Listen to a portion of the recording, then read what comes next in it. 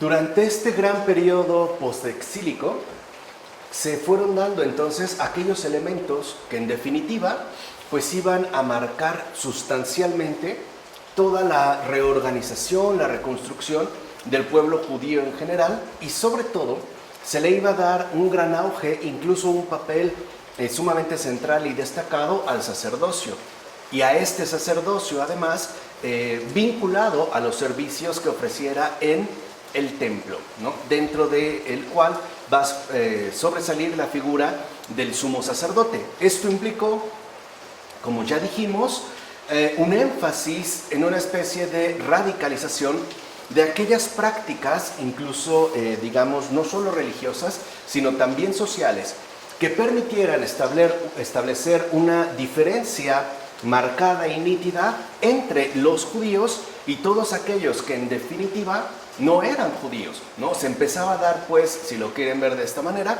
un cierto movimiento de exclusión con respecto a todo aquello que a final de cuentas no encajaba con este esfuerzo de restauración emprendido. Ahora, la cosa, en principio, tampoco vayamos a creer que fue ni tan simple ni tan sencilla de implementar. De hecho, todo lo anterior, o sea, todo lo que mencionamos la ocasión anterior, suscitó entre el pueblo judío un encendido debate.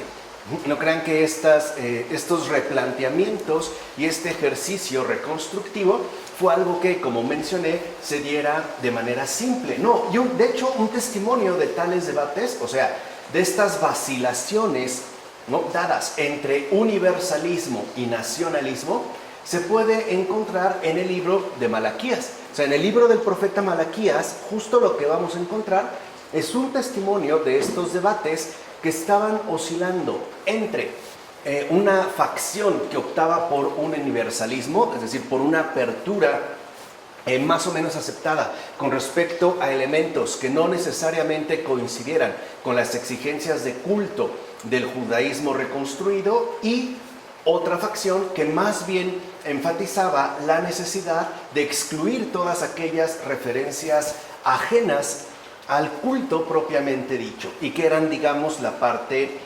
nacionalista. Entonces, en este libro, o sea, en el libro del profeta Malaquías, por ejemplo, se va a reprochar a los sacerdotes el haber abierto las puertas del culto a ofrendas no puras, ¿no? Aparece en el libro de Malaquías, capítulo 1, versículo 10. O sea, ahí hay como un reproche dirigido hacia los sacerdotes por haber permitido que no se mantuviera puro el culto ofrecido a Yahvé, y por lo tanto podemos decir por esa suerte de acercamiento hacia el universalismo. Pero como esto no debía suponer un oscurecimiento de la dimensión universal, que de hecho corresponde a la acción del Dios de Israel, ¿no?, esta universalidad que, como mencionamos, se empezaba a vislumbrar ya de manera más clara y más nítida, precisamente en los replanteamientos que se hacen en el periodo post-exílico, se va a añadir en este mismo libro lo siguiente. Ahí se dirá: desde donde sale el sol hasta el ocaso, grande es mi nombre entre las naciones. En todo lugar es ofrecido incienso y una oblación pura a mi nombre. ¿Por qué mi nombre es grande entre las naciones?, dice el Señor de los ejércitos. Entonces, en realidad, lo que aquí deja en claro Malaquías es esto: lo que hace impura la ofrenda no son tanto las cuestiones rituales, es decir, oficiales, ¿no? No es tanto, pues, el mero ritualismo en cuanto tal, sino lo que verdaderamente mancha y por lo tanto vuelve impura la ofrenda dada dentro de estos rituales es la cuestión moral. Por ejemplo, la mentira, el fraude, el adulterio y sobre todo, y más que nada, la infame opresión de los necesitados. Entonces vemos cómo aquí, ¿no?, a través del profeta Malaquías, el pueblo de Israel recibirá un llamado sumamente importante, el cual consiste en dejar en claro que cuando se habla de puro e impuro, no necesariamente se está limitando a las cuestiones exteriormente rituales, sino a las cuestiones netamente morales, o sea, al compromiso de fidelidad que en la vida diaria se mantiene o no con respecto al Señor, ¿no? A Dios. Y sobre todo, y en particular, con respecto al tipo de comportamiento que los sacerdotes están, asumiendo. De ahí pues se dejará en claro que el problema con la impureza de las ofrendas no tiene que ver con la precisión exacta de una especie de ritualismo impecable, sino con aquello que de fondo motiva, en particular a los sacerdotes, a llevar la vida que han decidido. Entonces, lo que queda de entrada excluido son estas cuestiones de índole moral que son inaceptables, dijimos, ¿no? La mentira, el fraude, el adulterio y sobre todo, insisto, eso es lo que más se va a destacar, esa infame opresión con respecto a los necesitados. O sea, toda la serie de injusticias que se seguían cometiendo aún dentro de este panorama post-exílico ciertamente reestructurado.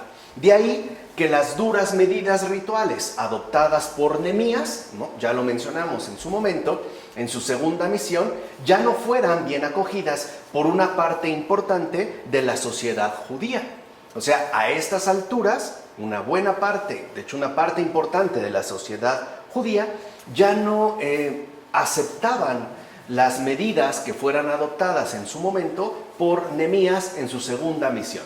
Es más, en ámbitos críticos, podemos decir incluso, ¿no?, semi-hostiles con tales medidas, fue donde se escribieron obras que ponían de manifiesto que Dios también cuida de otros pueblos. O sea, como dijimos, que su nombre pues es santo entre las naciones. O sea, hoy diríamos la expresión, no decimos entre las naciones o entre todas las naciones, decimos alrededor del mundo, o bien en todo el mundo. Ese es el sentido de esta expresión bíblica. Por eso insisto, para poder destacar justo, ¿no?, quizá la limitación de las características rituales que se están adoptando, se van a escribir algunos otros textos donde se pondrá de manifiesto que Dios no está limitado pues al pueblo de Israel, sino que también está de hecho involucrado en tanto ofrecedor de cuidados con otros pueblos. Y al estar Dios también en relación con otros pueblos, se pondrá de manifiesto que Dios mismo también quiere que estos otros pueblos, o sea, pueblos no israelitas, ¿no?, los pueblos que no serían el pueblo de Israel, ¿no?, también entonces Dios va a querer e incluso a buscar su salvación.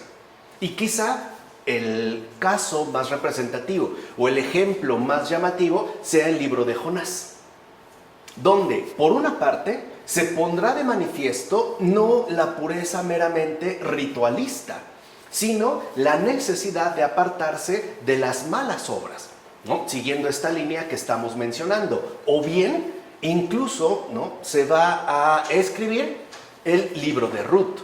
O sea, vemos estos dos ejemplos, ¿no?, de escritos bíblicos en los cuales se está enfatizando la necesidad de no quedar limitados a una especie de precisión meramente ritualista, sino a la expulsión completa de cualquier situación moralmente reprobable. Dijimos la mentira, el adulterio y sobre todo la opresión de los más necesitados. Así pues, dentro de esta línea crítica, digamos también porque es parte, ¿no?, del desarrollo y la asimilación que está llevando a cabo el pueblo de Israel, el libro de Jonás, ¿no?, deja ya al descubierto que Dios también cuida de otros pueblos y que incluso está sumamente interesado por su respectiva salvación, aun cuando se trate de pueblos que no sean necesariamente israelitas, como es el caso de los ninivitas en Jonás.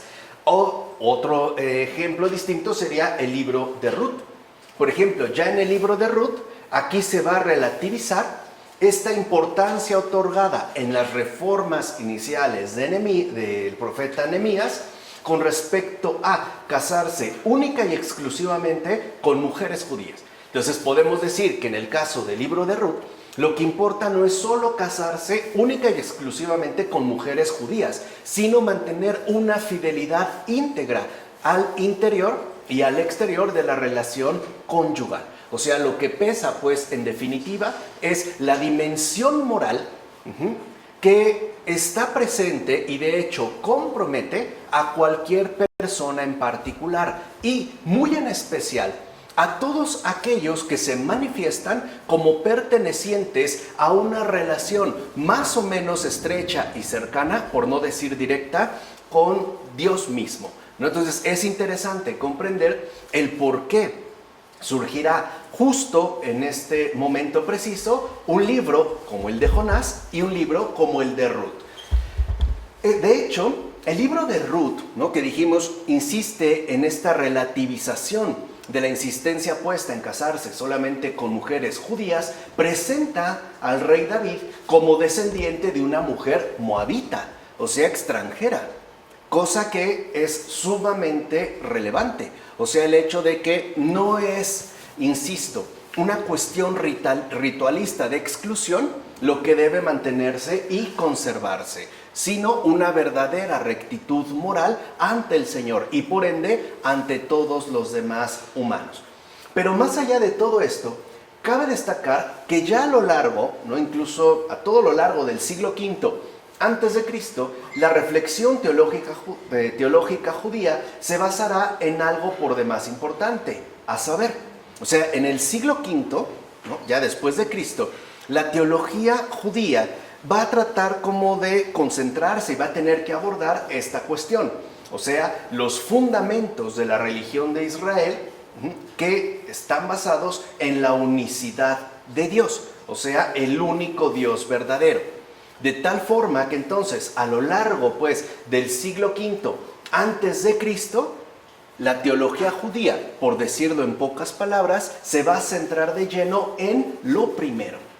O sea, lo primero es el reconocimiento de que hay un único Dios verdadero y que además este único Dios, ¿no?, esta unicidad de Dios no se limita exclusivamente al pueblo de Israel, aunque ahí destaque, sino que también gobierna sobre todas las demás naciones. Dijimos, esta expresión bíblica en la actualidad correspondería a en el mundo entero, ¿no?, o en todo el mundo. En consecuencia, la alianza establecida con Israel para que fuera pueblo suyo en medio de todas las naciones, recuerden que ya lo dijimos la ocasión anterior, una de las misiones principales del pueblo judío es ser reconciliación, ¿no?, para todos, apunta a que la salvación para toda la humanidad habrá de venir mediada por Israel. Y esto es un avance importante en la teología. O sea, ahora el pueblo de Israel empieza a reconocer poco a poco que es importante que se mantenga fiel al Señor porque por medio de Él, o sea, en tanto mediador, es que llegará la salvación. Por eso no puede descuidarse este pueblo y debe de asumir las exigencias que el compromiso establecido de alianza con Dios comporta. Por tanto, las normas, las leyes, los preceptos y los decretos en los que se concretaba la alianza mencionada tenían una razón de ser. O sea, eran el marco general de los compromisos dados entre Dios y su pueblo. O sea, lo que ahora empieza a comprender el pueblo judío es que se trata en realidad de un marco de preparación necesario para la salvación, ¿no? Y así como Dios manifiesta esta dimensión universal, también entonces la salvación empezará a apuntar hacia esta misma universalidad, ¿no? Eran pues necesarios todos estos elementos para que se diera, ¿no?, en términos de preparación, la salvación. Entonces, de fondo, en la religión de Judá de esos momentos, tanto universalismo como particularismo solo tienen diferencias de matiz acerca del mejor modo de llevar a cabo la misión de Israel en medio de las naciones. Esta es, digamos, la disputa, ¿no?, central que se genera. Tienen claro que Israel como pueblo tiene una misión y que esta misión, además, tiene que ver con todos los otros pueblos. La diferencia está en cómo hay que realizarla. Una parte, como hemos mencionado, consideraba que era necesaria una apertura para involucrar otros elementos distintos a aquellos que caracterizan al pueblo de Israel. en términos de culto. Otros decían que no, que lo importante era precisamente excluir esos elementos ajenos, ¿no?, al ritual judío. De hecho, ¿no?, ambas visiones van a compartir como algo esencial la necesidad de dar culto, en eso están de acuerdo, ¿no?, aparte un culto en exclusiva al único y verdadero Dios. Ahora bien, en la corriente de reflexión sobre los fundamentos de la religión israelita que fuera impulsada por Nehemías, asimismo se compondría una historia redactada a partir de estos nuevos parámetros. O sea, precisamente a partir de las nuevas exigencias de comprensión que durante este siglo V antes de Cristo se han puesto al descubierto y son justo, ¿no?, las que conservamos en los libros de las crónicas. O sea, aquí es, digamos, donde se ubica en el libro de las crónicas esta nueva corriente de reflexión basada en los parámetros que ya se han puesto al descubierto. Y esta nueva versión, contenida, insisto, en los libros de las crónicas, o sea, tanto en el primero como en el segundo, se llevará a cabo en ambientes por demás cercanos al templo de Jerusalén, ¿no? Ya habíamos mencionado esta centralidad que adquiere el templo durante el gran periodo post-exílico. Y así lo refleja el interés mostrado tanto por las cuestiones del templo, ¿no?, que se destacan en estos libros de las crónicas, como por las funciones tanto de sacerdotes y como de levitas que están colocados a su servicio. Ahora, esta narración, de hecho, valora los sucesos a la luz del principio de retribución. Es la manera en la que asumen, pues, estos nuevos parámetros y tratan de darles un sentido más o menos definido. Es decir, según la norma de que si sucede algo malo, es porque se ha hecho algo mal. Ese, digamos, es como la línea que van a manejar en términos muy generales. ¿Por qué? ¿Por qué van a asumir este principio de retribución? Insisto, en los libros de las crónicas. Porque este tipo de valoración, o sea, si sucede algo malo es porque se ha hecho algo mal, es, al parecer, lo único que permitía afrontar sucesos históricos difíciles de explicar, ¿no? Ahí había un conflicto seriamente establecido. Oye, si al parecer estamos buscando y no encontramos por qué sucedió algo mal, ¿no?, y no encontramos como una razón clara, incluso podemos decir alguna referencia objetiva que nos lo pueda clarificar, entonces lo más probable es que si sucedió algo malo, algo se hizo mal. Recuerden que dentro de esta línea de Nehemías, por ejemplo, la línea era clara. Si algo salió mal es porque se hizo, ¿no? Si sucedió algo malo es porque se hizo algo mal en el templo o con respecto al culto ofrecido en el templo, especialmente, ¿no?, con los sacerdotes. Y este sería el caso, por ejemplo, de la muerte de un rey piadoso como Josías, que nos explicaban por qué, siendo un rey ciertamente piadoso, había finalmente, ¿no?, muerto, y además de manera imprevista, en el campo de batalla. Por eso el cronista explica que Josías no escuchó las palabras de Necó que venían de Dios y entró en combate en el valle de Megiddo, ¿no? Así se menciona en el segundo libro de las crónicas, capítulo 35, versículo 22. O sea que queda claro que si sucedió algo malo, la muerte de Nehemías es porque se hizo algo mal. ¿Qué es lo que hizo mal? Entonces, Josías no haber escuchado las palabras de Necó. No obstante, aunque en este caso pareciera funcionar el principio de retribución, este principio rígidamente aplicado, o sea, si se aplicara pues como una regla explicativamente inflexible para todo lo acontecido, ¿no?, a la valoración de los hechos de Israel, pues entonces va a traer consigo serios problemas. Porque habría nuevamente que replantearse el conjunto de los sucesos. De hecho, en estas crónicas se ignora deliberadamente lo sucedido en el Reino del Norte. Recuerden que ya habían atravesado su respectiva catástrofe, incluso ya había desaparecido como tal, ya que sus habitantes habían sido rechazados por Dios y por ende jamás volverían de nuevo a su tierra. Y tampoco se toma en cuenta el que hubiera judíos que se quedaron en su tierra después de las deportaciones babilónicas y por ende que siempre permanecieron en su propia tierra. O sea, había hechos muy concretos, ¿no?, que se volvían extremadamente complicados de esclarecer a partir de la aplicación de este principio de retribución.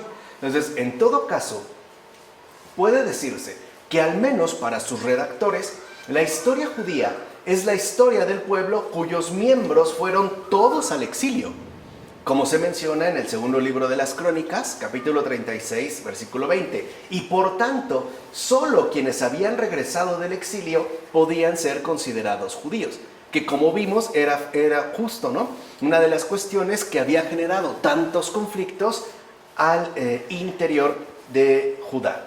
Y ese sería precisamente el contenido central que los cronistas buscan destacar y transmitir.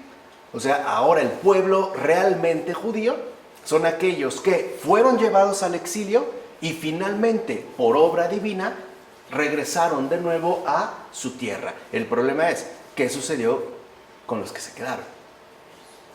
¿Qué pasó literalmente con sus hermanos no exiliados?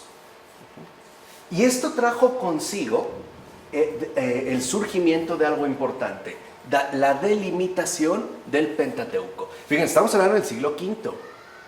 No crean que ya la escritura, lo que llamamos Antiguo Testamento, estaba conformado plenamente desde el principio. No, cuando terminemos este apartado del pueblo, hablaremos del libro. Pero esto es muy importante, la delimitación del Pentateuco. En efecto, a partir de la misión de Esdras, hacia el año 398 a.C., los aspectos jurídicos y legales ahora sí cobrarían mayor importancia. Recordemos que la misión de Esdras consistió principalmente en establecer una ley, que además estaba sancionada por el rey de Persia, a la cual se ajustaran todos los judíos del imperio persa, estuvieran donde estuvieran, ¿no? Era una ley, pues, de cohesión de identidad. Y esta ley, como hemos visto, no era algo obligatorio solo en Jerusalén ni en la provincia de Yehud, o sea, el reino del sur, pues Judá. No era pues esencial habitar en la tierra de Israel para vivir como un verdadero judío. Dicho brevemente, ahora a partir, digamos, ¿no?, de esta ley, la tierra dejaba de ser algo en verdad imprescindible para ser judío. O sea, se podía vivir incluso fuera de la provincia de Yehud, o sea, fuera de Judá, y no obstante seguir siendo judío. Así pues, la norma jurídica y ya no la pertenencia a la tierra es lo que se convertirá en lo esencial. O sea, en la manera en la cual uno organiza toda su vida entera, personal y familiar, en base a la ley, o sea, la norma jurídica, y no al lugar de pertenencia, la tierra. Es así como llegamos entonces a la conformación de la Torá, o sea, a la constitución del Pentateuco. Por eso es que se suele afirmar que con Esdras nace una realidad nueva. O sea, a partir de aquí, fíjense, año, ¿no?, 398 antes de Cristo. A partir de aquí ya nacería como tal el judaísmo.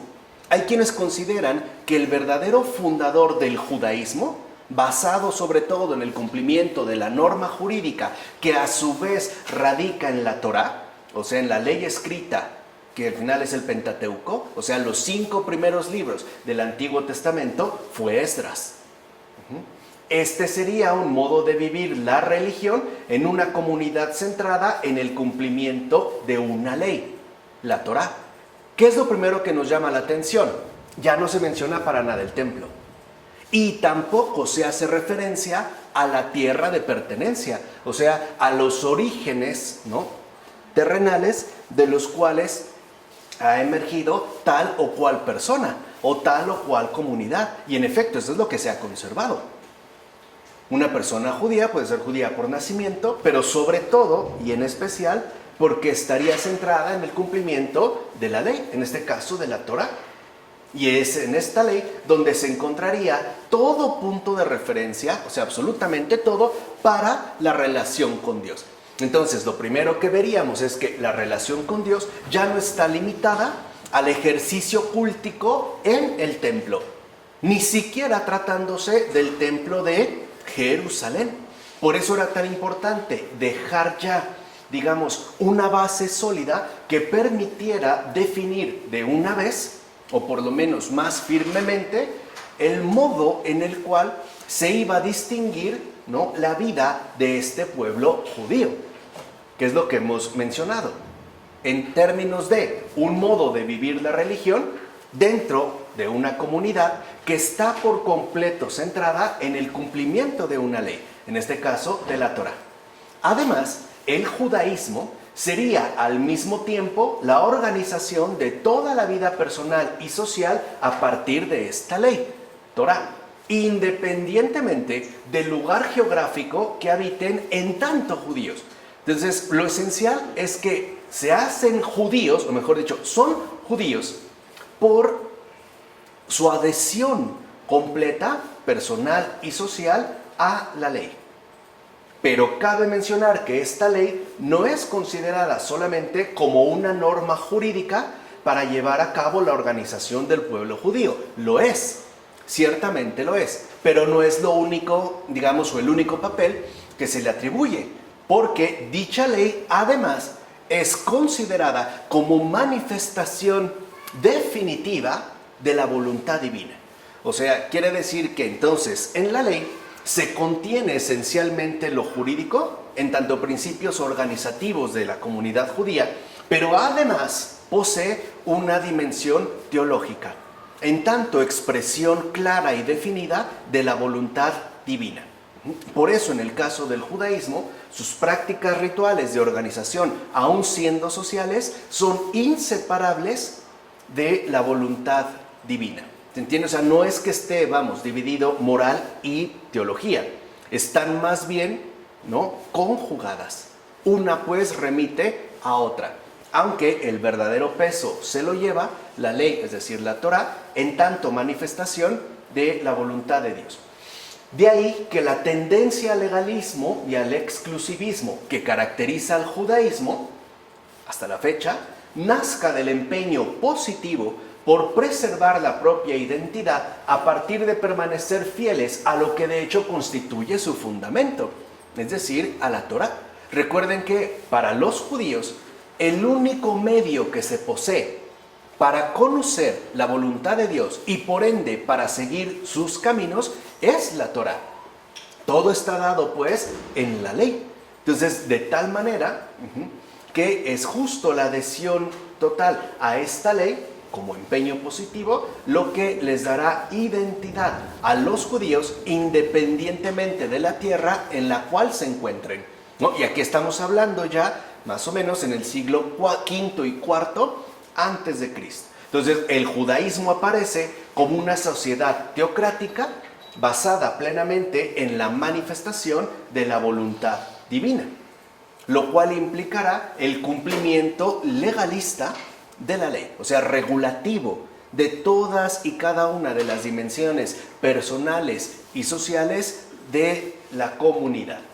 Ahora bien, en los últimos años de la época persa, el judaísmo se irá configurando cada vez más como una sociedad en la que el poder religioso y también político va a ser detentado por el sacerdocio.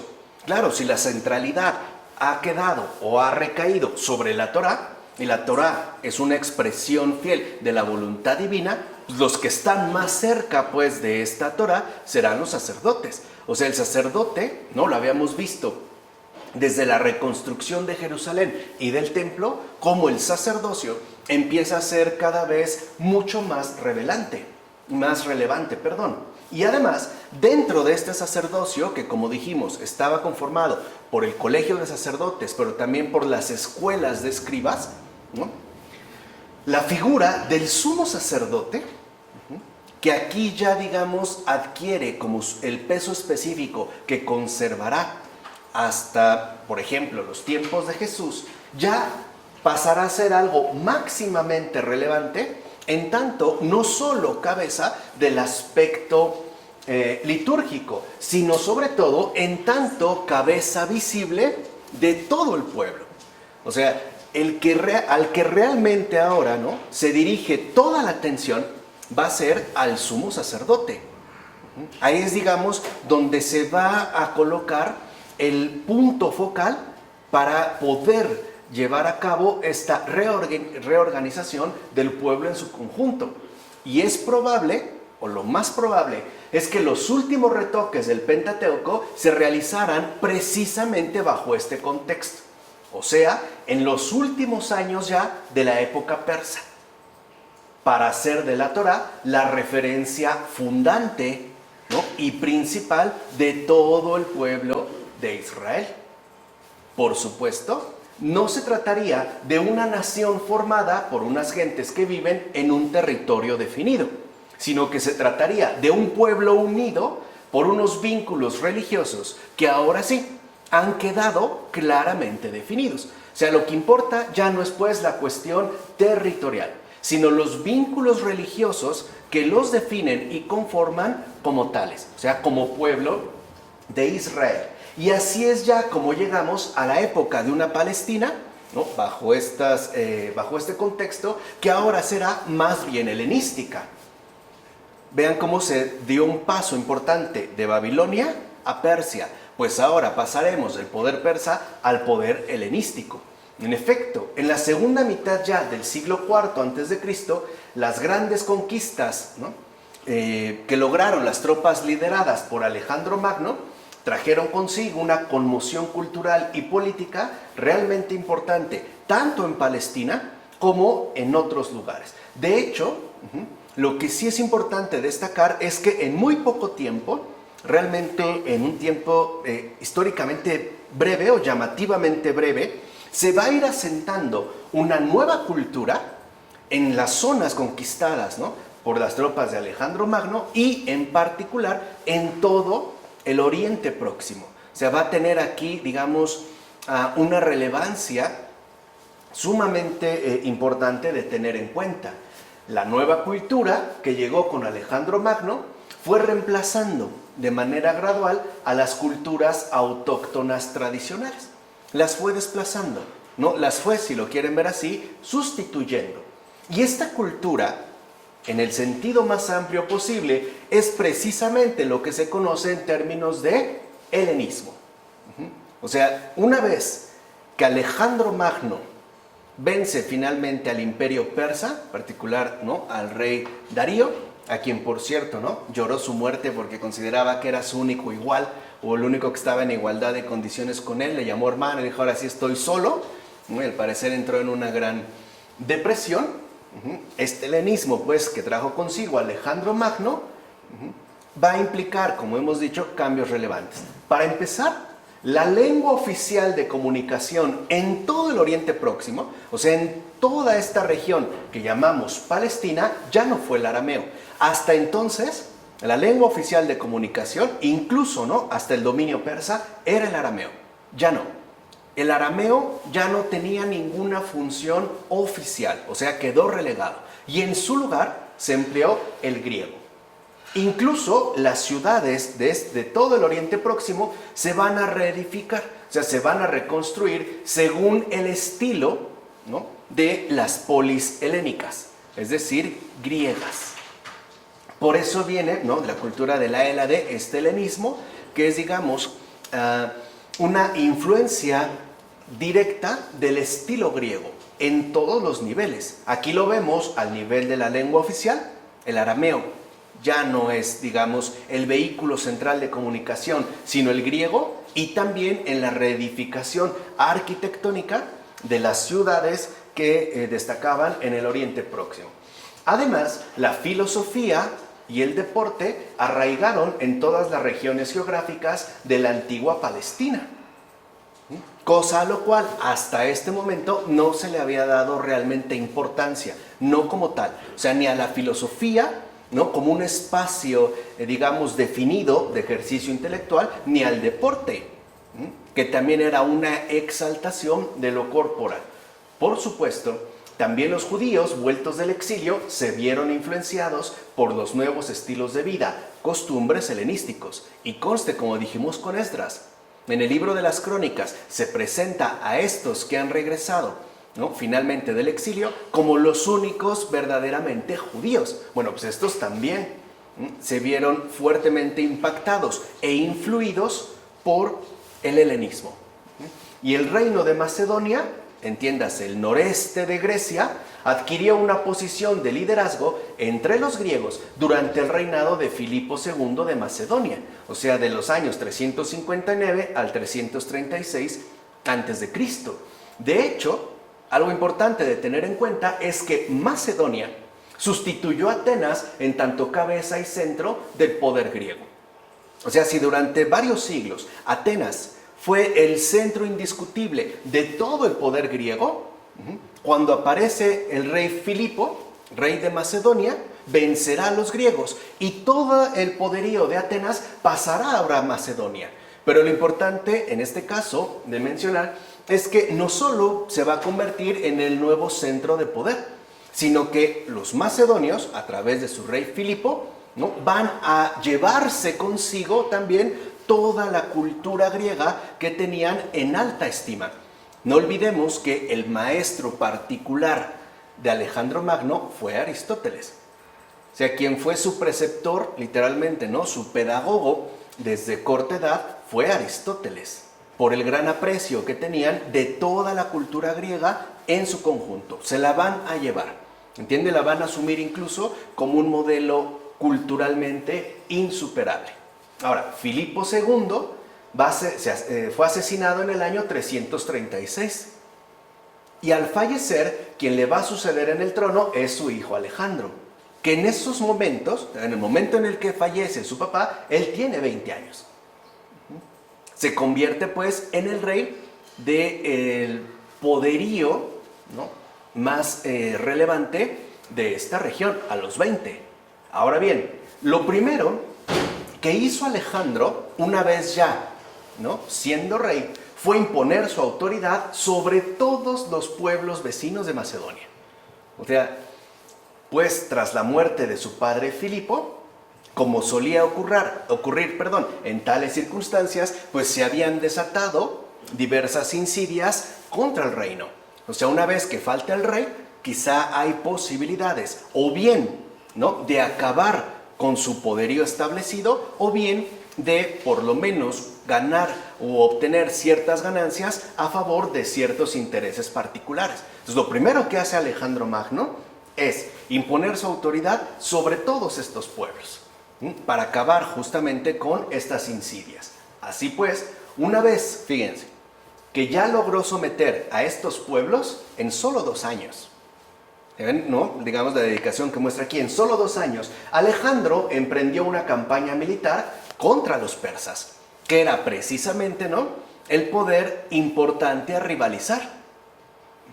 El emperador Darío III envió un gran ejército con el fin de detenerlo. O sea, con el fin de detener justo la incursión que ya estaba llevando a Alejandro Magno contra los persas. Pero fue completamente derrotado a orillas del río Gránico en mayo del año 334 a.C. Entonces, una vez que logra esta victoria Alejandro Magno, se fue ahora contra Egipto, que era, digamos, la otra potencia igualmente relevante.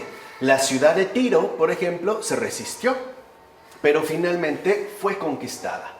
Y en Damasco, ¿no?, ahora hacia Siria, ¿no?, vean, desde Egipto ahora hasta Siria, o sea, atravesando todo el Oriente Próximo, el poder desplegado por Alejandro se apoderó de la recaudación que cobraban los persas. O sea, finalmente le quitó todos estos recursos y ahora se los quedó él. Después, el poder macedónico conquistó toda la costa de Palestina hasta llegar al Sinaí. O sea, ven cómo va, ¿no?, como apoderándose de todo. Y de paso, las tropas de Alejandro destruyeron en cada puerto las flotas persas. O sea, literalmente está acabando con el imperio persa. A finales del año 332 a.C., Alejandro ya entra por fin en Egipto y va a ser incluso recibido con honores. Porque una vez que ingresa en Egipto, los propios egipcios reconocen en Alejandro al gran libertador de la tiranía persa. O sea, finalmente, ¿no?, lo reconocen como su libertador. Al año siguiente, Alejandro se va a dirigir directamente a Persia para dar el golpe final. Ya le quitó sus recursos, ya acabó con sus flotas, ya le quitó territorios. venció a un gran ejército. Pues ahora se dirige precisamente ya para, ¿no?, asestar el golpe final.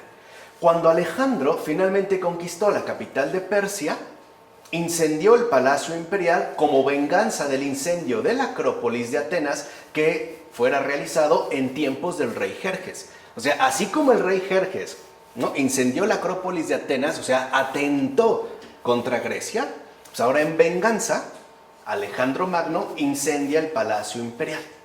Y Alejandro, de hecho, se adueñó de todo el imperio persa. Y entre el 330 y el 327 a.C., se dedicó a organizar el gobierno de todos los territorios, porque era prácticamente el rey de todo el mundo antiguo, al menos en extensión. Al terminar ya esta tarea de reorganización política, Alejandro se va a dirigir hacia la India. Ahora, su siguiente objetivo, era finalmente conquistar también India. Venció en varias batallas e incluso pudo someter a diversos reyes al vasallaje. Pero su ejército pues ya estaba extenuado. No podía más, vean, no han descansado. Así que ante esta extenuación, pues se decide más bien emprender el regreso. Y en el verano del 323 a.C., Alejandro murió en circunstancias más bien oscuras. Algunos dicen que fue asesinado, otros dicen que no. La realidad es que no se sabe bien. Pero su imperio aún no estaba del todo consolidado. O sea, ya estaba adquirido, pero todavía le faltaba consolidarse. Cuando murió Alejandro, sus más altos generales, nuevamente como solía ocurrir, y de hecho sigue ocurriendo, se disputaron el poder entre sí. Estas luchas es lo que produjeron la fragmentación de todo el territorio que previamente Alejandro había logrado conquistar. Y lo más importante, lo que al final esto produjo es que se constituyeran diversos reinos dentro de todo el territorio de carácter helenístico, según, digamos, los generales más destacados. Y con la aparición de estos reinos va a dar inicio una nueva era en toda la zona del Mediterráneo oriental y también en todo el Oriente Próximo. O sea, se va pues, ¿no?, a redefinir la zona de Palestina, ya claramente marcada por esta constitución de diversos reinos de carácter helenístico, es decir, de perfil netamente griego en todos los aspectos. De hecho, ¿no?, muchos aspectos de la vida de los pueblos que habitaban esa amplia región cambiarán drásticamente al quedar ya profundamente impregnados, y también hay que decirlo, admirados, por el arte, la técnica, la lengua, la cultura y la filosofía griegas. Sí va a generar, digamos, un impacto muy profundo. Incluso puede decirse que en Oriente Próximo se va a dar un cambio total, o sea, un cambio verdaderamente radical en términos de civilización. O sea, esto va a traer consigo, pues, una reformulación de todo lo que hasta este momento, mediados del siglo IV, había sido el Oriente Próximo. Para empezar, lo primero que se destaca es que todas y cada una de las ciudades que fueron conquistadas en Oriente Próximo, o sea, en la antigua Palestina, cambiaron su fisonomía. O sea, eso es lo primero, pues, ¿no?, que se iba a destacar. De hecho, las ciudades, por ejemplo, se fueron recomponiendo y organizando al estilo de las polis helenísticas. Adoptaron, por ejemplo, cosas que antes ni siquiera existían ahí.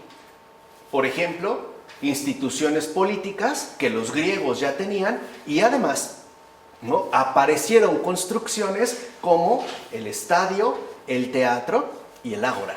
Recuerden que el ágora era, digamos, este espacio público donde se debatían todos los asuntos en común. Era el espacio público de la discusión. Entonces, un asunto importante se discutía precisamente en términos públicos en el ágora, que algunos también, por ejemplo, ubican con la cuestión del mercado, pero la función era una función claramente pública. Además, teniendo en cuenta que los griegos eran excelentes arquitectos, escultores, poetas, dramaturgos y filósofos, no estoy tan seguro, no es cierto, no estoy tan seguro, la región sirio-palestina pues sí elevó su nivel de vida en general, lo que dijimos anteriormente, o sea, sí hay un enriquecimiento indiscutible en términos de civilización. Esto sí es muy cierto, ¿no? Puede decirse, ¿no?, que en toda la región de Palestina pues, se llevó a cabo una profunda transformación de la sociedad y por ende de las formas de vida de la gente. O sea, lo que va a cambiar no solo es la fisonomía de las ciudades. Al final, lo que se va a transformar de manera bastante profunda y evidente, pues son todas las, ¿no?, las formas de vida que la gente tenía y que se van ahora a ver fuertemente alteradas, afectadas, ¿no?, sentido positivo, por la llegada de esta cultura. Mencionemos que tras la muerte de Alejandro, uno de sus generales, Ptolomeo I, se va a hacer con el gobierno de Egipto. Claro, pues nada tonto, ¿no? Era una zona sumamente rica y fértil. Y desde ahí, es decir, desde Egipto, ¿no?, implementó una influencia helenística sobre Palestina, que a partir de entonces, fíjense, se va a mantener intacta casi un siglo. O sea, durante los próximos 100 años, debido a la influencia que desde Egipto ejerce Ptolomeo I, toda la región de Palestina se va a ver fuertemente influida por la cultura griega, en todos los ámbitos. La ciudad de Jerusalén, por ejemplo, muy celosa de su independencia, no se mostró favorable a esta política helenística de Ptolomeo, que como además entraba en conflicto con la recién reestructuración que se había hecho tanto de la ciudad como del templo. Entonces, ¿qué va a hacer Ptolomeo? Al ver la resistencia de Jerusalén, la va a asediar. Acuérdense que eso era, ¿no?, lo común en estos tiempos. Y finalmente la va a conquistar. O sea, conquista la ciudad de Jerusalén. De hecho, hizo una deportación de algunos de sus habitantes ahora a Alejandría. Recuerden que era como la ciudad fundada precisamente por Alejandro Magno y que lleva ese nombre en su honor. Y por eso se consideró además la cuna, ¿no?, del reflorecimiento de la cultura griega. O sea, por decirlo así, toda la cultura griega, en sentido amplio, se trasladó a Alejandría, en Egipto. No obstante, no perdamos de vista esta deportación. Bueno, Ptolomeo tenía otros intereses prioritarios.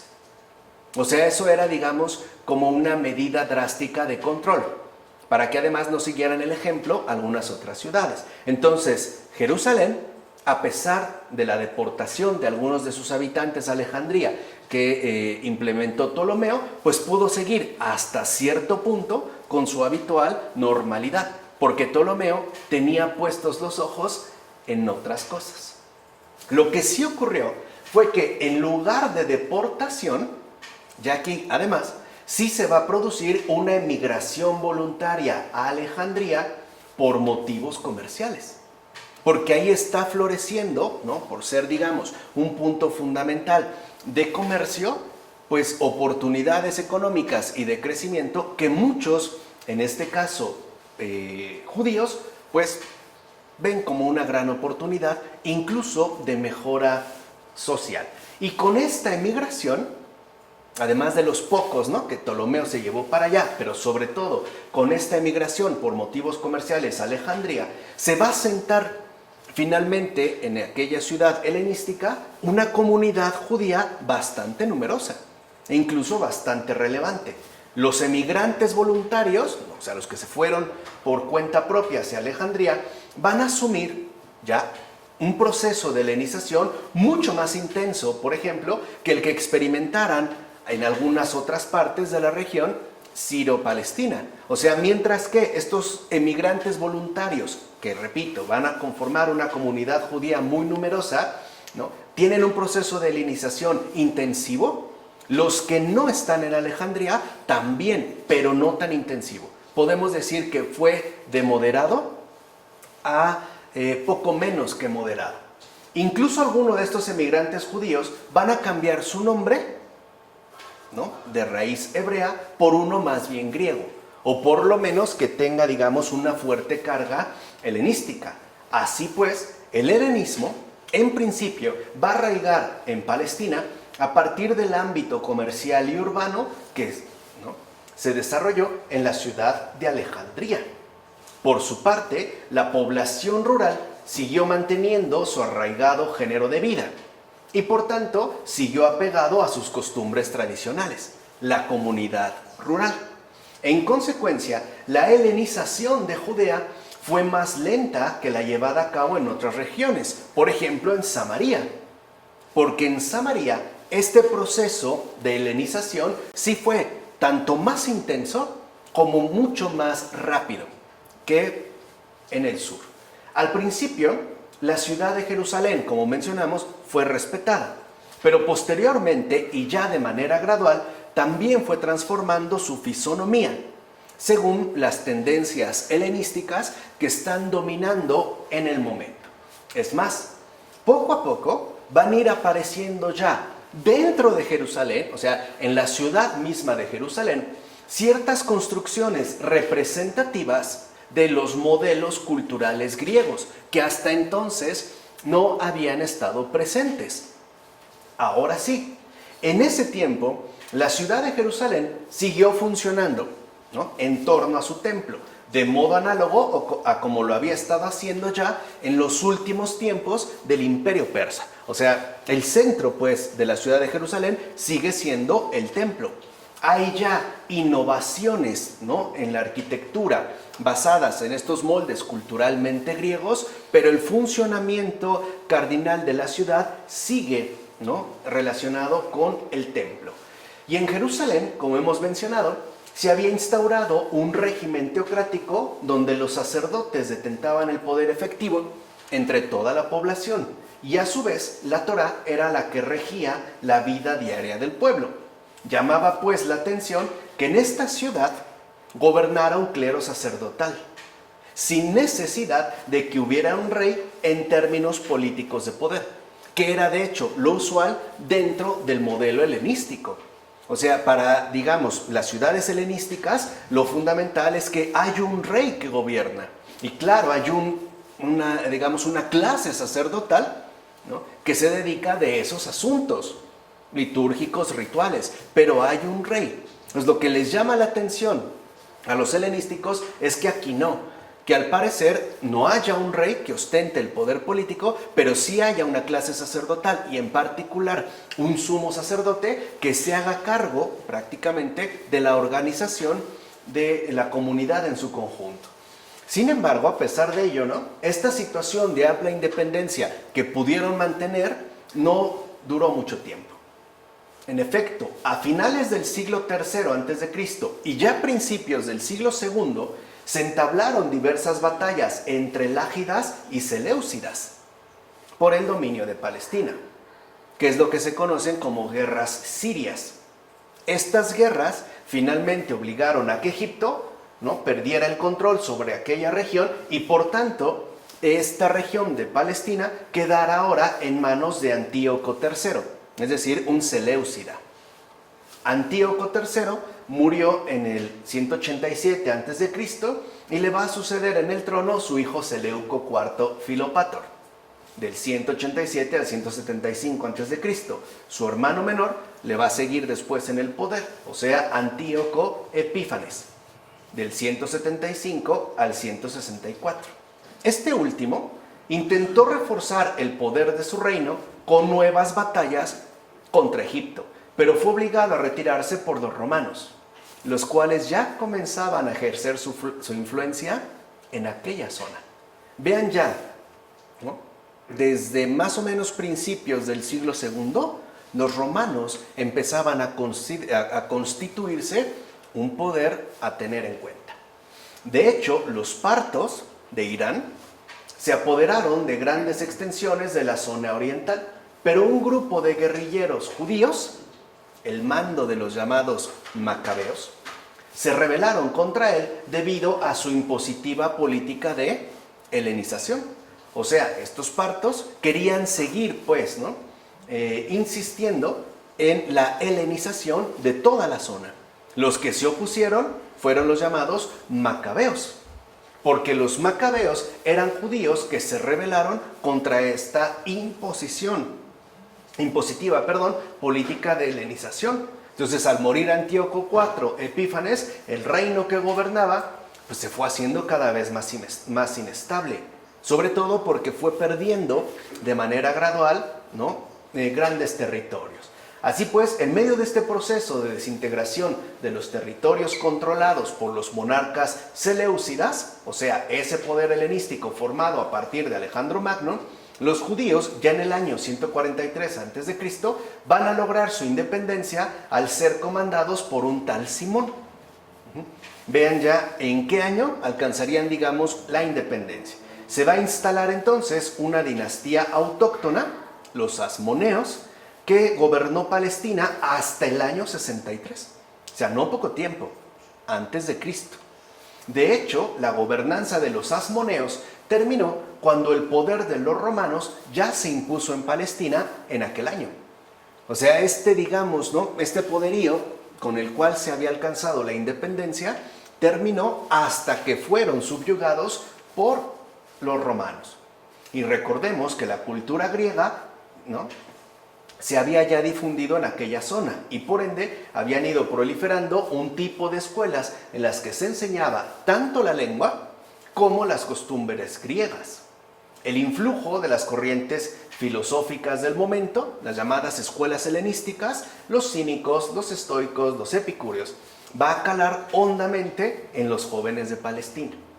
Y esto va a producir que dichos jóvenes vieran con desconfianza y quizá incluso con desagrado las tradiciones ancestrales de sus mayores. O sea, lo netamente no judío lo empezaban a ver quizá hasta con desagrado y desconfianza. Ahora se sentían más bien atraídos por lo helenístico. De hecho, la religión de Israel y el cumplimiento de la ley de Dios les parecía una herencia de épocas más bien pasadas, de abuelos, ¿no?, como igual se sigue considerando en gran medida, que a final de cuentas ya no respondía adecuadamente a los nuevos retos, problemas y situaciones que en aquel momento estaban presentes. Así, los planteamientos de aquellos jóvenes judíos se modificaron por completo. Por ejemplo, ¿para qué insistir en la fidelidad a una alianza hecha con Dios por parte de los antepasados cuando había ya cuestiones de mayor interés, como el hecho de saber cómo encontrar la felicidad? Que es en lo que insistían, por ejemplo, las escuelas helenísticas. O sea, ¿para qué, concentrarse tanto en Dios si lo que importa es la felicidad? Se pierde pues la vertical y se cae en la horizontal. Muchos de estos jóvenes, a lo largo de esta generación, pues abandonaron las costumbres y tradiciones que fueran mantenidas durante generaciones. Naturalmente, pues esto trajo consigo que se produjeran fuertes tensiones internas en el pueblo judío. En efecto, lo que unos veían como una invasión cultural que amenazaba con desdibujar la identidad propia del pueblo de Israel, o sea, el peligro de la helenización, era para otros una oportunidad que se abría a su respectivo progreso, es decir, a su plena integración a este nuevo estilo de vida que pues, de hecho ya se había impuesto en todas partes. Se marcaron entonces dos tendencias divergentes. Por una parte, la tendencia aislacionista, que había tenido un notable protagonismo en la reconstrucción de Judá y de Jerusalén, se reforzó. Y entonces procuró mantener un notable arraigo. O sea, aquellos que optaban por no dejarse influir, ¿no?, por toda esta cultura griega. Y por otra, había una tendencia más bien integracionista, que buscó vincularse a los modelos culturales que predominaban, aunque conservando lo más característico de su identidad judía.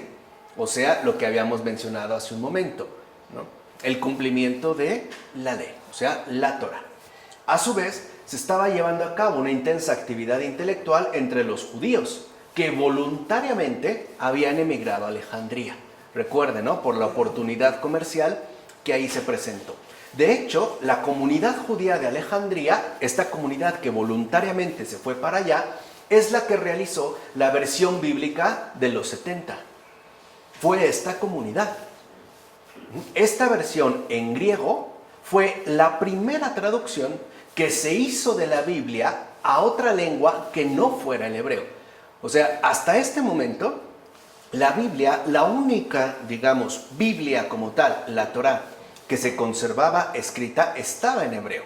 La primera traducción que se hizo a otra lengua que no fuera el hebreo fue la versión de los 70. Y que además fue una versión que se hizo evidentemente en griego.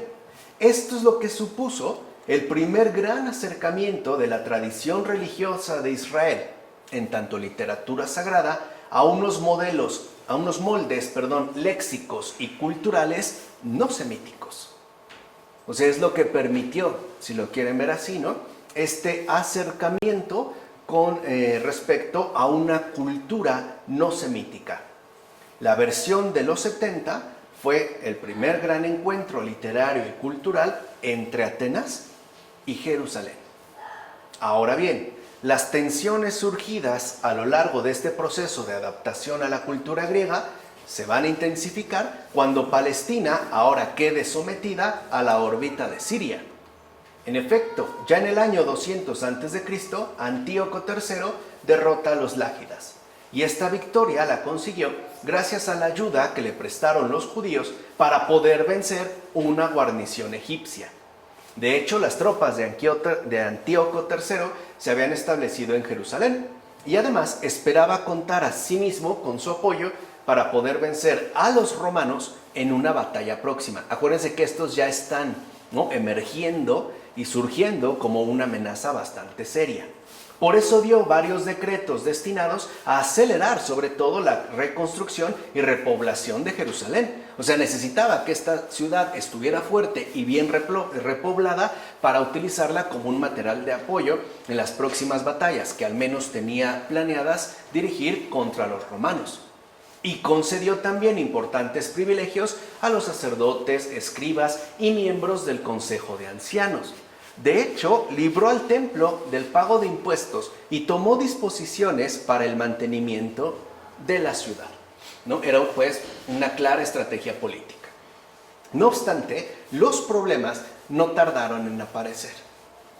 Para empezar, Antíoco III decidió casar a su hija Cleopatra, la siríaca, con el rey Ptolomeo V Epífanes de Egipto, en torno al año 193 a.C., y le adjudicó como dote, ¿no?, a su hija, pues, las rentas, los ingresos de todas las regiones situadas al sur de Antioquía, entre ellas Palestina. Entonces la soberanía de esta región pertenecía a los seleucidas de Siria, pero los impuestos eran recabados por Egipto. O sea, en términos nominales, pertenecían a los seleucidas de Siria. Pero en términos reales, ¿no?, el ingreso era recaudado por Egipto. Así pues, los egipcios se exigieron a Jerusalén que el templo pagara los impuestos exigidos. Pero el sumo sacerdote Onías II el Viejo se negó. Claro, pues apoyándose en la exención de impuestos que efectivamente les había concedido en su momento Antíoco III. No obstante, no se negó a que tales impuestos fueran cobrados al pueblo. Claro, sí, bueno, el templo no. ¿Pero qué? Se van a pagar estos impuestos, pero no de parte del templo. El pueblo es el que los va a pagar. ¿Qué hizo el pueblo? Se amotinó y se sublevó. Bajo estas circunstancias, un sobrino del sumo sacerdote, José el Tobiada, asumió la defensa del pueblo y se fue a Alejandría para poder negociar una disminución de los impuestos que eran exigidos. Allí consiguió que le nombraran recaudador de impuestos con amplios poderes, o sea, los cuales va a utilizar para despojar a las ciudades no judías y entonces no molestar a los de su pueblo. Otra estrategia, ¿no?, digamos, político-económica, y le salió bien, al grado de que a este José el Tobiada le va a dar esta, digamos, esta maniobra, ¿no?, pues mucha popularidad y pues respaldo. Así pues, Jerusalén vivió una situación de paz económica que se prolongó durante los pontificados de Simón II el Justo, es decir, sucesor de Onías II, y de José el Tobiada. quien de hecho fue suplantado de modo violento en sus tareas recaudatorias al servicio de los Ptolomeos por Hircano, o sea, uno de sus hijos. Sus propios hermanos intentaron entonces matarlo, apoyados por su padre José, pero no lo consiguieron.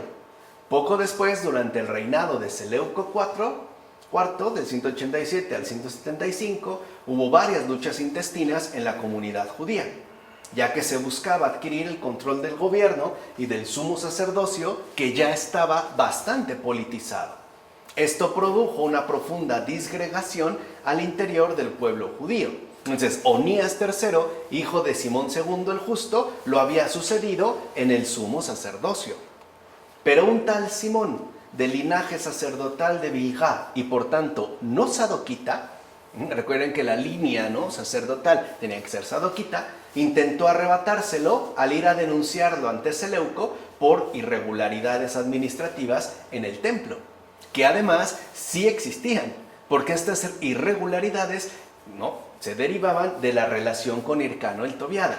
No consiguió que lo suspendieran, pero como se menciona en el relato del segundo libro a los Macabeos, capítulo 3, versículos 1 a 40, sí dio inicio con este acontecimiento lo que va a ser después ya una práctica habitual. ¿De qué estamos hablando? Nos referimos al hecho de que quienes pretendieran acceder al sumo sacerdocio, ahora lo van a intentar comprar directamente al rey Seleucida. Quiere decir que ahora el sumo sacerdocio está en venta para aquel que lo pueda comprar. Y que de hecho se va a volver una práctica habitual, ¿eh? No crean que solo fue algo meramente pasajero o incluso podemos decirlo así, insólito. No, de hecho va a ser una práctica bastante habitual que se conservará durante mucho tiempo. Ahora bien, la situación de Judá fue empeorando hasta que el Seleucida Antíoco IV Epífanes, del 175 al 164, se hizo ya con el poder de Siria. De hecho, el proceso de helenización antes iniciado en Jerusalén, ahora sí, va a llegar a todo su apogeo. En el año 174 a.C., el sumo sacerdote Onías III, que era visto como excesivamente próximo a Hircano y a los Ptolomeos, fue apartado de su cargo por el rey Antíoco, quien nombró en su nombre a Yasuá, o sea, uno de sus hermanos, y el cual cambió su nombre por el de Jasón. Jasón, que había ofrecido dinero a su hermano para obtener el cargo, se propuso llevar a cabo una reforma para poder integrar Jerusalén.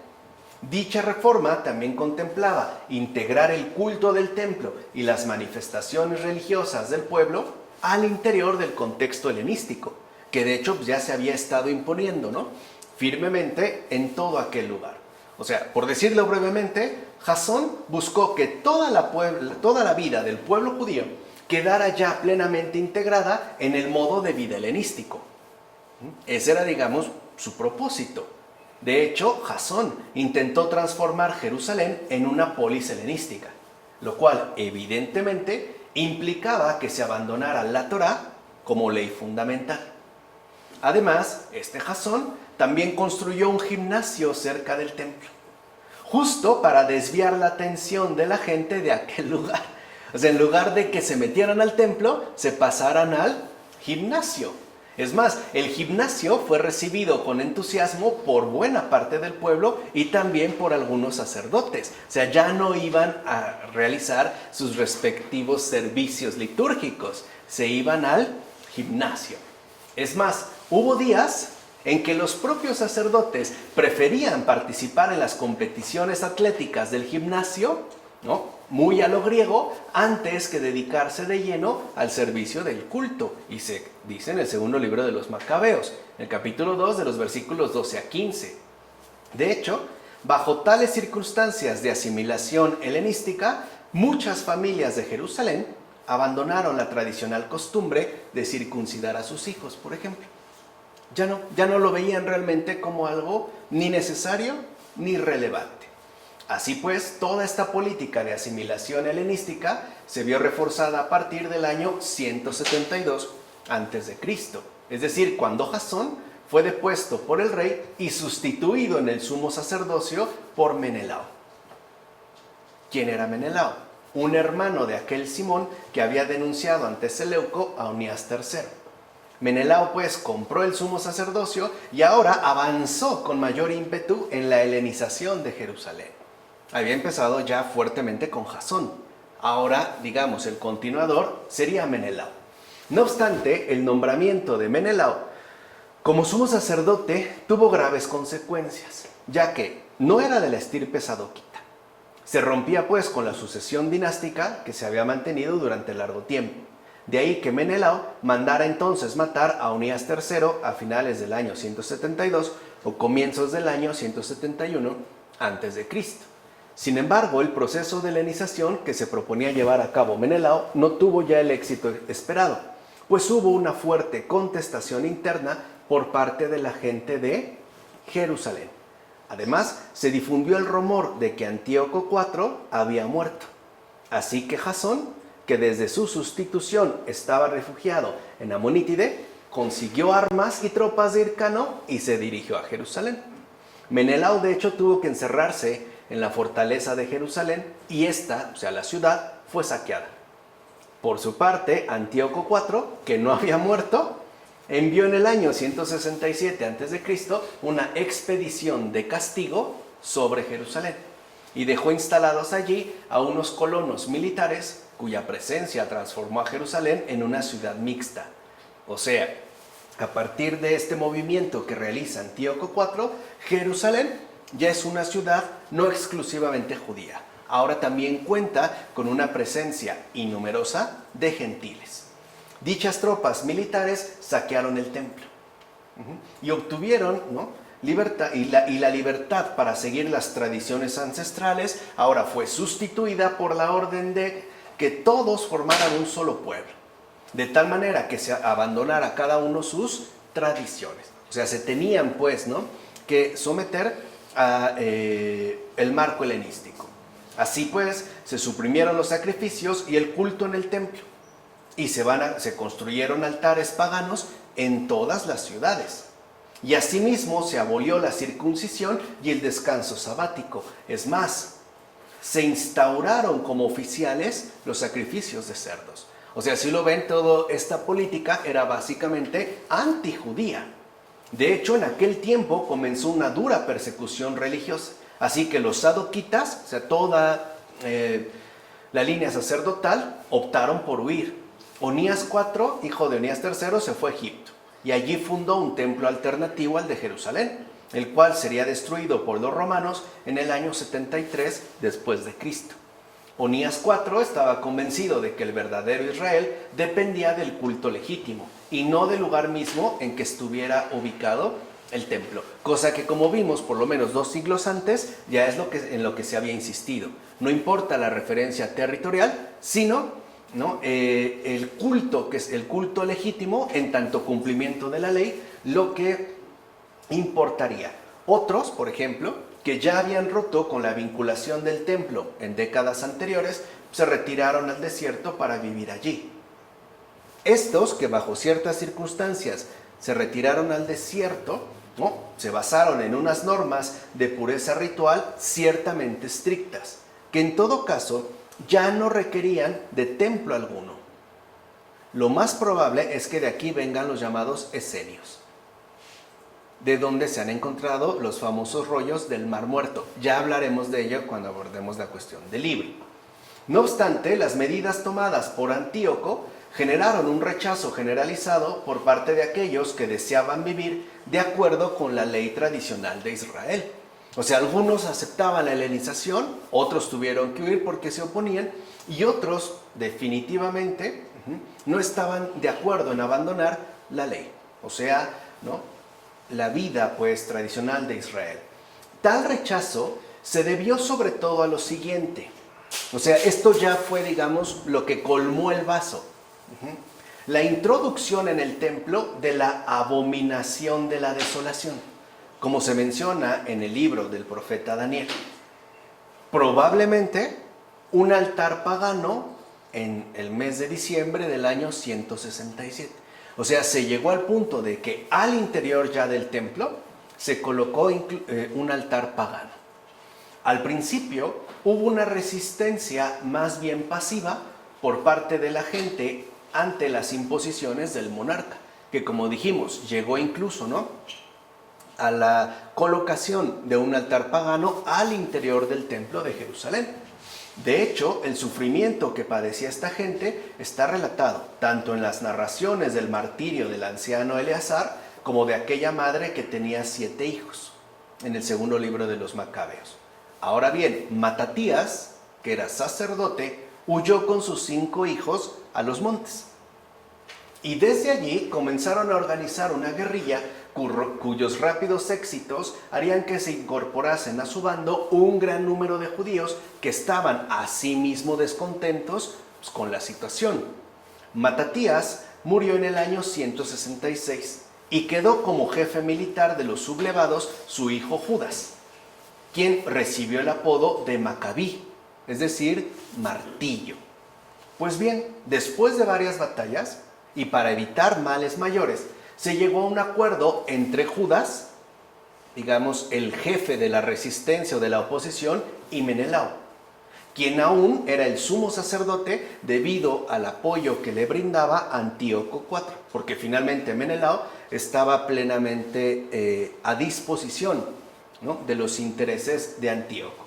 En tal acuerdo, lo que se consignó fue lo siguiente: los rebeldes podían estar en el país y vivir según la Torá, que era lo que querían. Pero Menelao, a cambio, seguiría siendo el sumo sacerdote. A continuación, se procedió a purificar el templo y se reconstruyó el altar, que había sido profanado 3 años atrás. Y por consiguiente, una vez que se purificó y se reconstruyó, se pudo de nuevo ofrecer sacrificios. Ahora bien, para poder conmemorar esta dedicación al templo, esta recuperación del templo, esta purificación necesaria del templo, es que se estableció la importante fiesta de Hanukkah, que es la fiesta de la dedicación. Mientras tanto, Judas pudo entrar a Jerusalén y desde allí siguió al frente de las operaciones de revuelta. De hecho, en Jerusalén se construyó una fortaleza que marcaba una clara oposición a la que ocupaban Menelao y los helenizantes, como se menciona en el primer libro de los Macabeos. Así pues, el movimiento de insurrección seguía en pie, no se había finalmente extinguido. Incluso parecía que el movimiento de revuelta podía triunfar, pero al final estos guerrilleros fueron derrotados. Y el propio Judas murió en la batalla de Bet Horón en el año 160. Muchos de sus seguidores se dieron entonces por vencidos y pues bueno, aceptaron vivir según las nuevas costumbres. O sea, renunciaron pues a su propia identidad judía. Pero la resistencia no desapareció. Es más, en ese año, 160 a.C., un grupo de rebeldes escogió como nuevo jefe a Jonatán, a quien también designaron sumo sacerdote, en el año 143 a.C. Jonatán reemprendió entonces la lucha y cuando murió, en el 143, el pueblo eligió a su hermano Simón Macabeo como sucesor tanto en el ámbito militar como en el sumo sacerdocio. Pues bien, Simón Macabeo consiguió la rendición del último reducto que se le oponía en la fortaleza de Jerusalén en el año 141. Y fue hasta entonces que se pudo alcanzar la independencia nacional completa. O sea, cuando se pudo finalmente superar toda esta ola inmensa de helenización que llegó a partir, ¿no?, del auge adquirido por Alejandro Magno. Al año siguiente ya, una asamblea conformada por sacerdotes y gente del pueblo decidió legitimar los poderes de Simón Macabeo y hacerlos incluso hereditarios. Así va a dar inicio a algo que veremos ya la siguiente ocasión, o sea, una nueva dinastía que de hecho conservaría el poder político y religioso del país hasta que éste fue finalmente conquistado por Roma. Se trataría pues de la dinastía de los Asmoneos. Por eso en esta ocasión lo que hemos visto es cómo después de este gran periodo, ¿no?, post-exílico, que invitó a la restauración tanto de Jerusalén como del templo y del pueblo en general. Se dieron varias tendencias que ciertamente iban en sentidos contrarios, aunque tenían acuerdos fundamentales, hasta que se alcanzó, pero inmediatamente se produjo todo este proceso de helenización, que de hecho era, ¿no?, la helenización de Palestina, que tuvo, digamos, ¿no?, un impacto profundo en toda la zona y la cual finalmente pudo ser hasta cierto punto limitada y controlada, al menos en Jerusalén, ¿no?, con la llegada de Simón Macabeo, lo cual va a dar inicio a una nueva dinastía que va a perdurar hasta que Palestina sea conquistada finalmente por Roma. O sea, ahí entraríamos pues a otra etapa. Aquí lo que me interesaba exponer es que se viera claro, ¿no?, la helenización de Palestina, el cómo es que ocurrió y cuáles fueron las consecuencias que esto trajo consigo, en particular para el pueblo de Judá. ¿De acuerdo? Vamos a dejar hasta aquí. Del Padre, del Hijo, del Espíritu Santo. Amén.